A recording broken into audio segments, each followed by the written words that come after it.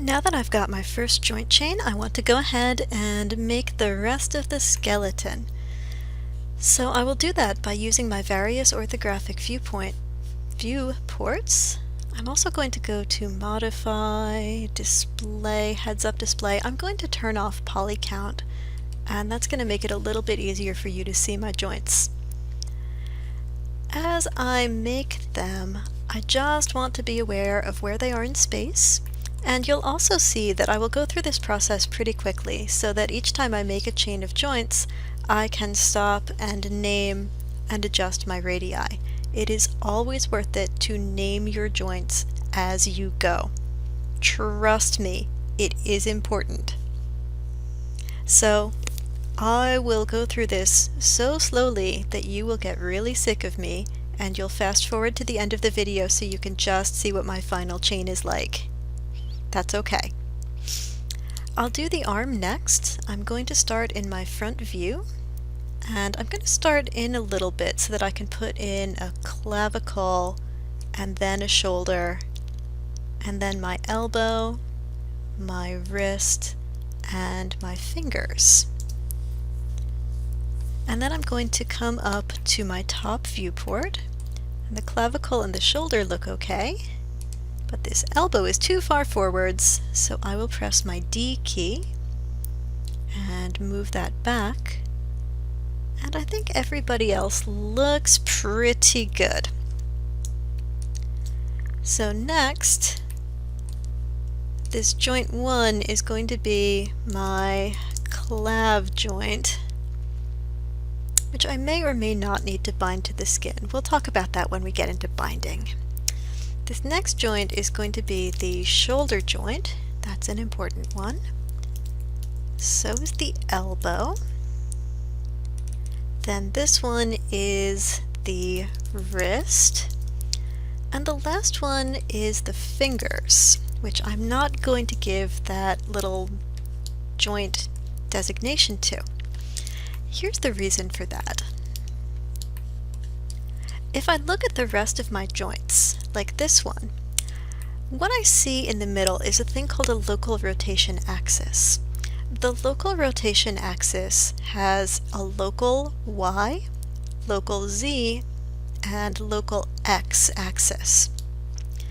By default, joints in Maya have a direction called down the bone. One of the local rotation axes is going to point down the bone, and you'll see that in this case, X, the red axis, X is pointing down the bone. X points down the bone, X points down the bone. When I get out to the end, it kind of flips a little bit so that instead of pointing in the direction of the bone, X just points out to the side. And this is a particularly bad example. Let's try the foot and see if the foot gives me a better example. So X points down the bone, and then we get over here. Yeah, good, this will be good. So here we go. X points down this bone, X points down this bone, X points down this bone, and then when I get out to the end, X just kind of points off to the side. The last joint in any chain squares itself up to the grid rather than aligning with the other joints in the chain, so the last joint in the chain always rotates in a different direction from the other joints. So generally the last joint in the chain is something that I don't bind to because I know that it's going to rotate funny. So there's always going to be one joint in the chain that you just kind of leave at the end and you don't worry about, and it's going to hold your funny rotations.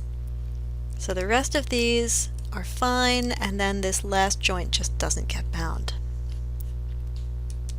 Again, I'm going to select the first joint in the chain and adjust my prefix hierarchy names. This one's going to be the left arm.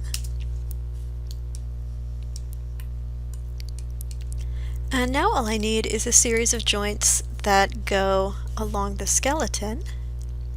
So maybe I will start in my side view, running that joint tool again.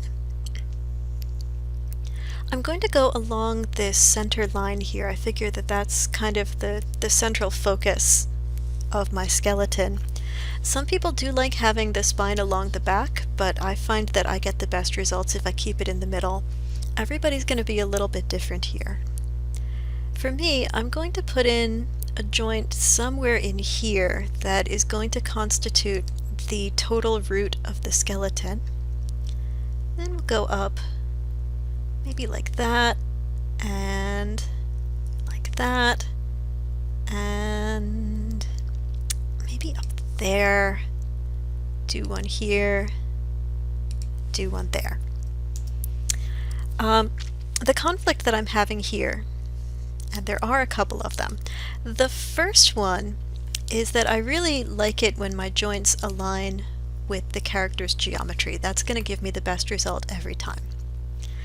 The other conflict that I'm having is that the shoulder should always connect on a downward angle. So I know that this joint here should be below my clavicle. I know that a lot of you are going to want to connect the clavicle straight. It's fine when you look at the front of the character, but when you look at the back of the character, it can do some really weird things with the way your character folds. So generally, we always want to connect the shoulder downwards.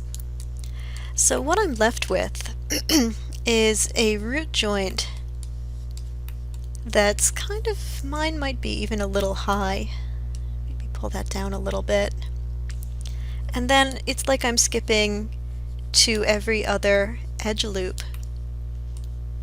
and then just going above the shoulder to the neck and then the head, which I think is going to work okay. And as always, I will try to just kind of pause for a minute so that you can see where my joints are. And as I do that, I will name them. This number one thing is going to be the root joint. Then this one is going to be the spine low joint. This one is going to be spine mid joint. This one we will just call spine high joint. Then I've got my neck joint, and then I've got my head.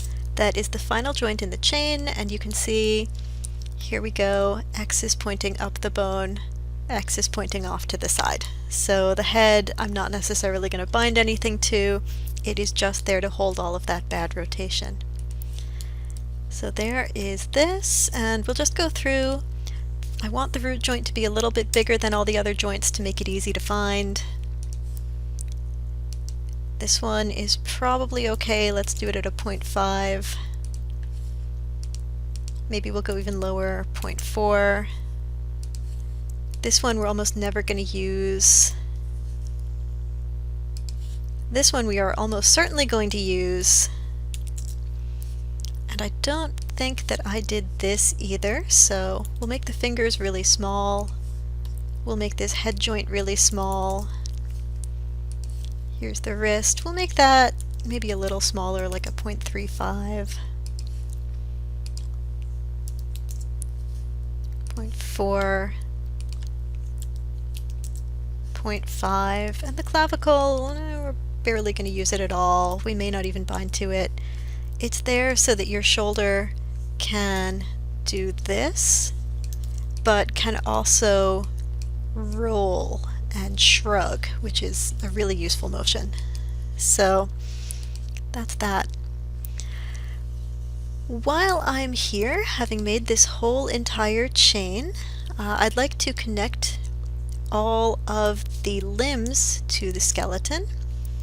Maybe I will break and pause this video so that you have a chance to get your skeletons made, centered within the geometry, named, and adjusted. And then in the next video, I will go over joint connecting and mirroring.